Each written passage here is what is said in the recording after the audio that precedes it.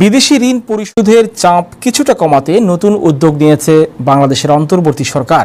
রূপপুর পারমাণবিক বিদ্যুৎ কেন্দ্র নির্মাণে রাশিয়ার কাছ থেকে নেওয়া ঋণ পরিশোধের সময় 2 বছর পিছিয়ে দেওয়া হচ্ছে। বাংলাদেশের এই প্রস্তাবে ইতোমধ্যেই রাশিয়ার সায় পাওয়া গেছে।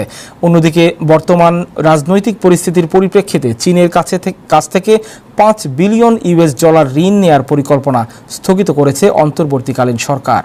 বিস্তারিত রিপোর্টে। বৈদেশিক ঋণের বোঝা কমাতে নতুন পদক্ষেপ হিসেবে রাশিয়ার কাছ থেকে নেওয়া রূপপুর পারমাণবিক বিদ্যুৎ কেন্দ্র প্রকল্পের ঋণ পরিশোধ 2 বছরের জন্য স্থগিত করার সিদ্ধান্ত নিয়েছে বাংলাদেশের অন্তর্বর্তীকালীন সরকার। বাংলাদেশের এই প্রস্তাবে ইতিবাচক সাড়া দিয়েছে রাশিয়াও। অন্যদিকে বর্তমান রাজনৈতিক পরিস্থিতির পরিপ্রেক্ষিতে চীনের কাছ থেকে $5 বিলিয়ন ঋণ নেওয়ার পরিকল্পনা স্থগিত করেছে অন্তর্বর্তীকালীন সরকার। শনিবার বাংলাদেশের অর্থনৈতিক